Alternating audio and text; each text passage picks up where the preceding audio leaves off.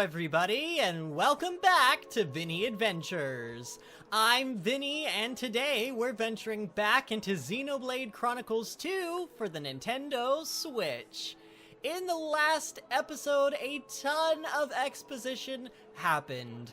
We were trying to solve the mystery of what Banna was up to, and he was up to some dastardly deeds indeed.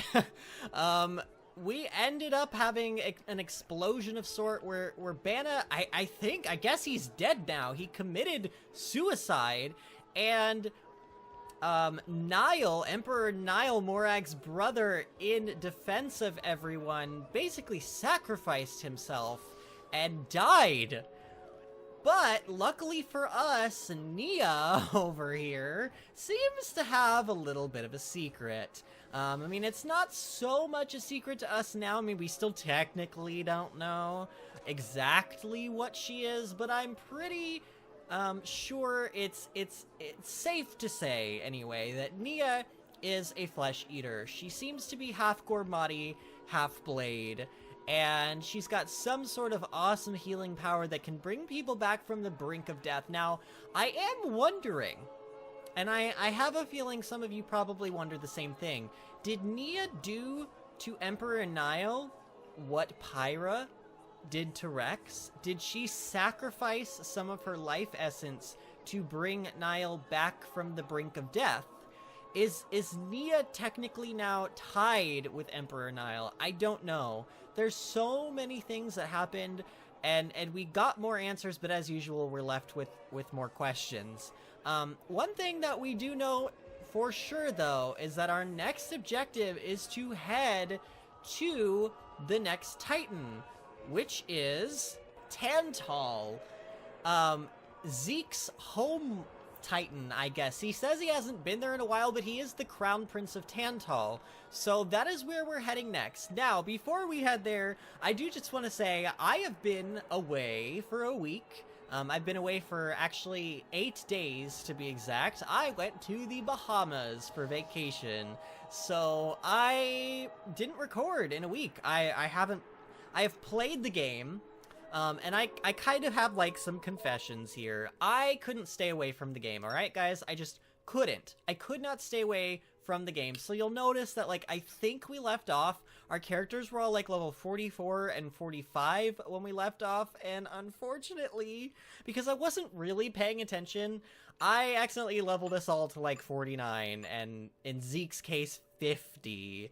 So we're a bit over-leveled now. I know that I said I was not going to do that, but, like, guys, seriously, all I was doing was just leveling, like, my Blade's affinities, and that happened to mean that I needed to do combat to do it, and I kind of might have killed some unique monsters along the way, and long story short, I was bad. I couldn't, like, let go of the game for an entire week. I still had to play it, but I was like, I can't do any story things, so if I can't do any story things, then what the hell am I supposed to do? I just not play the game for a week, and I'm just obsessed. I'm addicted. This game is awesome. I couldn't put it down. So I did some off-camera stuff. None of it was super important. There were a couple of things, like, I accidentally activated a cutscene for Agate, where we mined something and it unlocked one of her affinities, and it unlocked, like, a jewel crafting thing. I will show that later. I don't think I want to take the time to do it now, but one thing that I do want to talk about really quickly is that I found an events theater on the main menu of the game, and what that allows me to do is view any, and I do mean any, cutscene we have viewed in this game at any time, and if available, if the cutscene is able to be viewed at a different time of day or even with different weather, you can actively choose those things. You can choose for it to be daytime or nighttime or dawn or dusk. You can choose for it to be raining or whatever. Like, it's really cool. And what that also means is that some of the rare blades that I attuned with earlier on in the game and didn't record, such as Agate, actually, I can show you guys. Now, for the sake of time, I don't know how long this episode's gonna be because I really don't know what's coming next. I won't show that stuff right now. I just want you to know that it happened. So with all of that said, in the future, we're going to be looking at, you know, different cutscenes and stuff. I also want to take some time, again, not in this episode, but in future episodes, probably starting the next episode. I'll take a little bit of time at the beginning of each episode to go and do some heart-to-hearts, because we have a ton of them that we can do now that actually are, we have to do them in order to unlock some of our blade affinities, and I really would like to unlock them, so I really would like to show those heart-to-hearts, but we won't do those quite yet. We won't worry about those at the moment. What we do want to worry about, however, is coming over here and talking to this Napon, who was right near this salvaging point that I salvaged here, because I got 5-star dev level with all of the current Titans that we can get. Temperantia does not have a dev level, by the way, I found out. But it was very difficult because I, wanted to click this and, salvage here, and I did so, but I was very careful about accidentally not talking to, Dorara. But now I finally do. A week later, I want to talk to Dorara. Dorara, hear the news. Friends wanting to go to Tantal. Yeah, I'm ready to set sail. Let's go, Dorara. Actually, ship captain was in the line and go into deep mourning for Lady Fan. Then nobody left to steer ship. And so, Dorara get selected to replace. Dorara never go there before, so we'll have to work hard to make trip success. Uh-oh. This doesn't sound good. Dorara not worry, though. With Prince of Tantal on board, getting in should be a piece of pollen cake.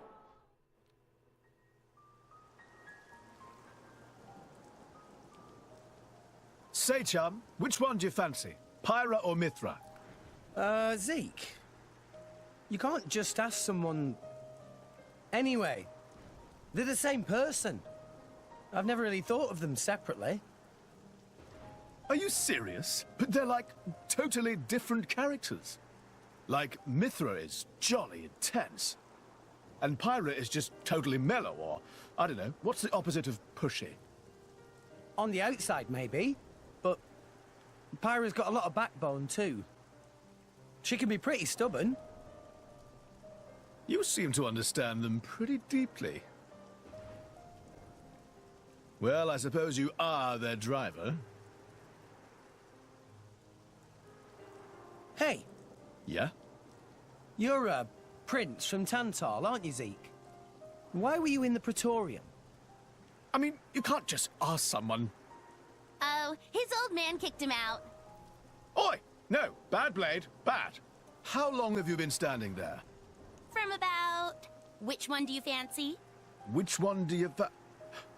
That's the whole conversation.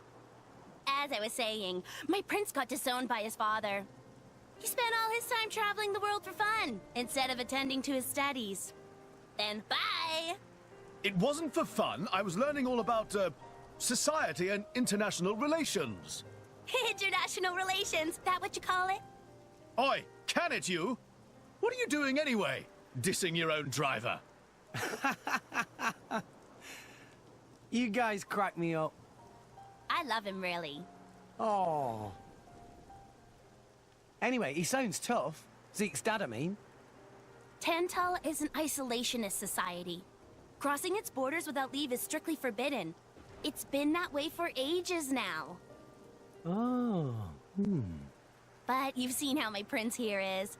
Couldn't stop himself leaving a few times, so he got chewed out and disowned. Back when he was 15 or something? Yeah, something like that. Then the Praetor himself found him half dead on the ground one day and took him in. He made up that special envoy stuff. And that's how you ended up in Indol. It all makes sense now. Oh, but wait. Is it safe for you to go back to Tantal, then? This time we've got official business from the Praetorium. It'll be fine. Probably. Besides... Yeah? Tantal is too ignorant of the outside world. It needs a wake-up call. Sire, we have reached the designated coordinates. Please. Right! Ready? You betcha! Huh? Shut up and sit down, chum. This'll be great!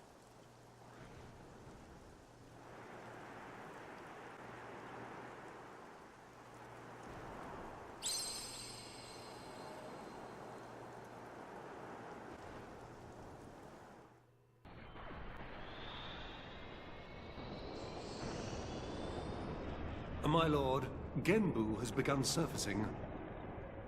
I am aware. It's Pandaria.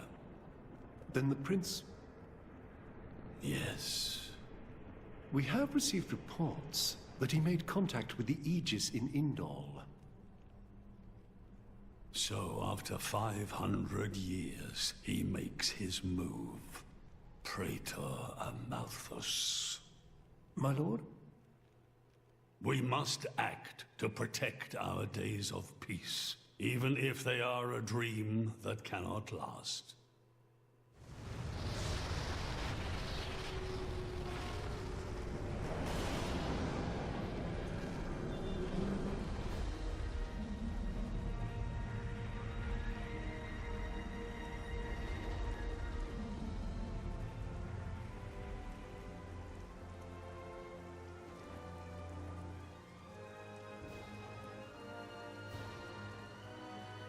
Whoa. It's just like a bigger version of Turtus. It's called Genbu. It's the same, like, Titan type as Uriah. Normally, it's submerged in the Cloud Sea. Even in early fall, it can get pretty cold inside Tantal. Mind you don't freeze. I really can't stand the cold. I can provide my own warmth. You can stay close to me if you like. Me as well.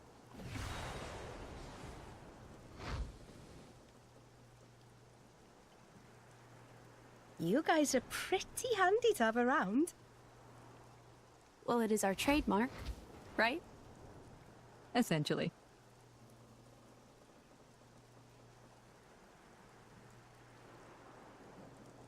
Aren't you going to be cold like that, Shellhead? I'm used to it. I'll be dandy. He's naturally dense. It's good insulation. Oh, makes sense. Stop encouraging her, gang of bullies!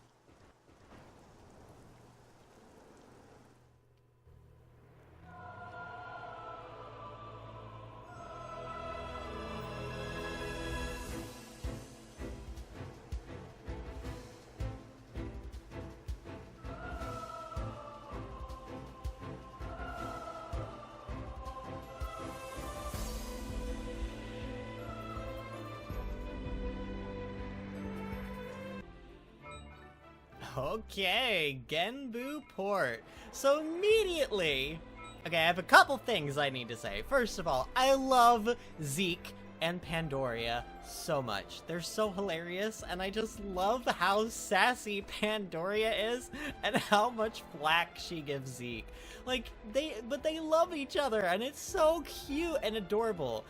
The second thing that I need to say is how different this place is compared to what I had envisioned in my head. I looked at Zeke and Pandaria, and all I could see was, I don't remember which colony it was, but in Hunger Games, if you guys have ever seen that, the colony that always hosts the games, like the really rich colony where like they have the like tiny hats on their heads and like the really like crazy dresses and like, you know, like just line of lipstick that goes down the middle of their lips, you know, like just ridiculous high society that's like completely cut off from the rest of the world. That's what I envision this place to be like, and so far, that's not the vibe I'm getting at all. It's cold and snowy and stony, and like the king looked like he was like Viking or something. Very interesting. Very, very interesting. How also fitting it is, I must say. It just snowed here. There's been a huge snowstorm that's been covering the East Coast, so we got snow here. I literally left and went to the Bahamas, and it snowed while we were gone, and I came back to snow. And now I am playing in the game, and it is snow. Litharia Snowfield. So this is very pretty, though. I mean, and wow, we are extremely over-leveled. Holy crap! I can't, like, attack anything for, like, the next 2 chapters now. This is ridiculous. I do want to talk about this. I feel like the game has a good system in the inn system where you can choose to, you know, not horribly overlevel by choosing whether or not you want to spend your experience gained through questing. Unfortunately, I think the system falls flat because the experience gain that you get from, like, I wasn't even killing monsters that were, like, above my level or at my level. I was killing things that were, like, 10 levels lower than me a lot of the time, and they still seem to be giving me, like, a decent chunk of experience. And in my opinion, if something's more than, like, 3 levels lower than you, it should give you, like...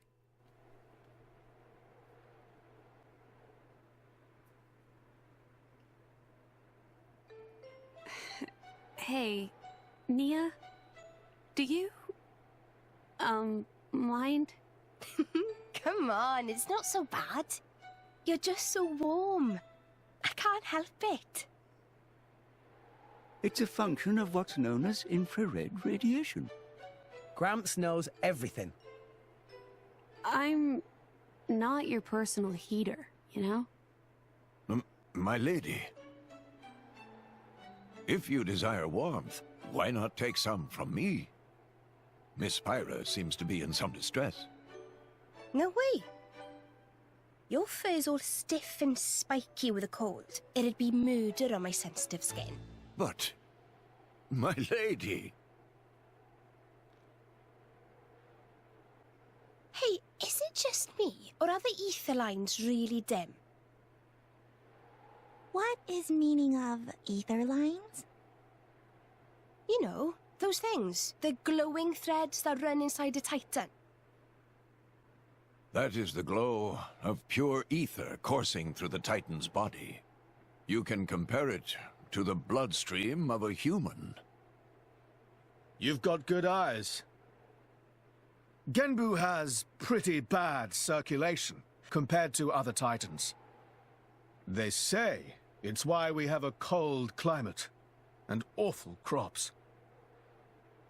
So it's... cold-blooded? Call it what you like. Okay, so that was an interesting... Oh, hello. Hello, Mr. Klim and Lude. I like your horns, Mr. Klim and Lude. So that was very interesting. I like that they're talking about the ether more. I won't spoil anything, of course, but those of you who have played Xenoblade Chronicles 1, you know why ether is kind of like an important thing, at least to the first story. We haven't really, like, I mean, I don't know, like, we know that some blades can, like, disturb the ether, and that the ether runs like blood through the Titans, but we don't really know, like, what ether is, essentially, in this world. I don't know. But anyway, as I was saying before I got interrupted by the cutscene, I think that if an enemy is more than, like, 3 levels lower than you, you should only get, like, 1 XP for it. And, like, I was getting way more than that from, like, enemies that were, like, 10 levels lower than me, and it just felt very, like, I don't know, not great. It felt like once I realized how overleveled I was becoming, because, like, I didn't even realize, like, I thought that I wasn't gaining that much XP, but I was. And it feels bad because it makes you feel like you can't go off and explore. Which is the entire point of the inn system, is to go off and explore and not get super overleveled, to, like, be able to do the quests and not get super overleveled. So it's not a perfect system. I wish it was better. That's, like, probably my only gripe about this game so far. Little Bonero Ruins Landmark. Nice. So, you got a lot of ruins. Like, I mean, this isn't probably, like, the prettiest Titan that we've seen so far, just because, like, honestly, the visibility, like, you can't see a whole lot because of how snowy it is, but, it is, I mean, it's pretty, right? Like, it is definitely pretty. I just don't think it's the prettiest Titan that we've been to yet. But yeah, I think the whole, like, inn system could be better. I think the whole experience gain system could just be refined a little bit, and like, luckily, and I don't think they will, but luckily, they can change the experience amounts and stuff like that through DLC. Through, like, patches and things, so hopefully maybe in the future they'll do that, but honestly by that point it won't matter much to me, because, like, I'm gonna have already beaten this game, and I probably will definitely play through this game more than just this once. I'm gonna probably, like, I mean, I don't know, I can't say, but I would say almost immediately after I beat it on the channel, I'll probably go back and play through just on my own so that I can know, like, how the game ends, but then see all the cutscenes with everything that I know and just, like, play through it again and find stuff that maybe I missed or whatever, you know, just kind of enjoy it at my own pace. But yeah, I wish the experience gained was a little bit different. I don't need to say much more about that. So this place is pretty massive. I'm guessing that is like the Imperial, not the Imperial, but like the castle that we're heading off to. Is there, oh my god, can we go down there? Holy crap. Okay, so this place, oh wow. Okay, so here I am thinking it's relatively small, and then I look down and I see all of that. Wow. Okay, so we have like a lot of ground to tread here for sure. You know what this castle, or whatever you want to call it, is actually reminding me of? It's reminding me a lot of the Legend of Zelda Twilight Princess aesthetic. Like when you get to the, oh, what is it? The Temple of Twilight? No, not the Temple of Twilight. It's called something else, but ooh, guys, a heart-to-heart. Oh, I love heart-to-hearts. Ooh, okay, ooh, but a collection point. Let me grab the collection point first. Finch is going to give us entomology. The study of bugs, I think, is what that is, or something like that. I don't know.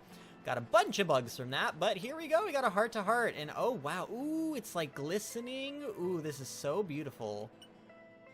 Hey, Pandaria. Zeke's a rather unlucky guy, is he not? Isn't it difficult being his partner? Oh, yes. That prince of mine, he's unlucky like you wouldn't believe. If there was an all-rest unluckiness championship, he'd win every time. From the incidents I've witnessed alone, he's already been chased by rolling rocks, fallen off cliffs. He even fell into the cloud sea once, as I recall. You ain't seen the half of it. When he's walking in the harbor, he's always getting bitten or smacked around the face by the Titan ships. Oh, this one time, he got caught in a blizzard, took shelter in a cave, and wound up surrounded by 100 Ignas. I could keep going for hours. Well, I don't quite know how to react. Frankly, I'm impressed you're both still alive. Yes, congratulations on surviving. Or should I say, my condolences. Too far, Bridget. Too far. Still, I gotta admit, keeping an eye on my prince is a full-time job. You should try it yourself sometime. He drives me crazy. How shall I respond? Okay, really, I do like Pandaria a lot. I really like her voice actress. She's so sassy. She's so sassy. She's like the valley girl of like our team, and I really like it. How shall I respond? But you love him all the same, yes? Or you almost sound like his mother. Let's go with the nicer response, but you love him all the same, yes? But you love him all the same, yes? Love? Where the hell you'd pulled that one out of? Ah, yes, I see. You pretend to dislike him, while secretly harboring feelings. Maybe it's time you should be more honest with yourself. Oh, you've got to be kidding me. You couldn't be more wrong. There's no need to be shy, my dear. As a fellow Blade, I'll be happy to keep this just between us. Quite so. We will keep your little secret from your beloved prince until such time as you see fit. I'm trying to tell you. It's not like that. Oh, you're so cute when you get embarrassed. I quite agree. Hey! Stop that! Don't you give me that knowing smile! Curse you, my prince, and your unlucky nature.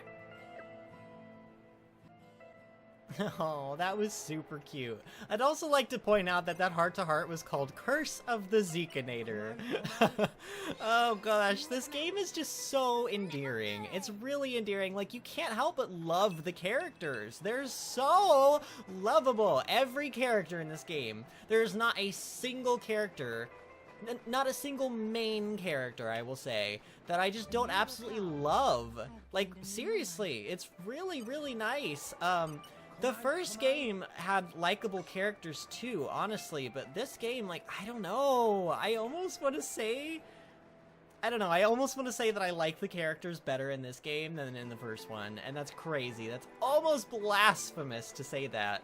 But man, it's just so, like, I don't know, they're so endearing, they're so cute. They have really nice designs, and ooh, look, it's an Eluk. Oh man, so those Eluk that appeared in Araya, like, they're here regularly, unless this is like special weather. Is this considered special weather? I don't know. There's just a snowflake in the corner of the map, so I don't think that this is like special weather. I mean, it is very sparkly here, but yeah, I don't know. But guys, we only have about 280 yards to go until our destination, so I think I'm gonna meet you guys when we get closer. Alright, and here we are at Capital Approach. This is definitely a grand looking place. I'm a little nervous to come in here because we don't know what kind of a welcome we're gonna be getting from Zeke's dad, do we? We've got some guards up here I can talk to, but a cutscene's probably gonna happen before I can even reach them, right? Oh my. This is the very picture of the ancient civilizations I've read about. It's a pretty classic look. You know the old land of Torna? They had a proud and noble civilization, rivaled only by Judicium at the time. But, whereas Judicium were the masters of biological arts, Tornans knew all there was to know about engineering. The proud blood of Torna runs in the veins of us Tantalese. As there are people to pass it on to, civilization will endure. Knowledge is inherited, much like life itself. Nice quote. You should write that down. Thank you. It's not that simple, though. Huh? You'll see. Alright, so here we are. I do want to talk to these guards really quick. Let's talk to Zeke. Hellos. This is Theo Soir, the capital of Tantal. It's not often that a traveler comes here. Mind you, conduct yourself quietly and respectfully. Okay, so they are very, very proud people here. Yvesthina? I don't even know. Wow, these names. In the event of Prince Aziclyrus's return, I've been instructed to also admit his entire retinue. Really? Yes, entry to Theo Soir is currently strictly forbidden, except by express special permission. Unless you're traders with the right permits, there's a long application process, and the answer's usually no. Alright, so, but they're gonna let us through, right? Is that what he means? Like, they are gonna let us through? Okay, I hope so, but man... Oh, this is very, very pretty. I'm enjoying this picture right here. That is very pretty. The music is very, like, there's someone singing very somberly in the background, like, very, very cool. But you know what, guys? I think we're actually, I know this episode's gonna be a little short, and we haven't done a whole lot in it, but I think I actually want to end the episode off here because I have a feeling that going into the city, a lot's gonna happen, and I want to get into that stuff in the next episode, alright? So if you guys enjoyed this episode, remember to give the video a thumbs up and subscribe to the channel if you haven't already to stay updated, and I will see you guys next time for more Xenoblade Chronicles 2. See you later!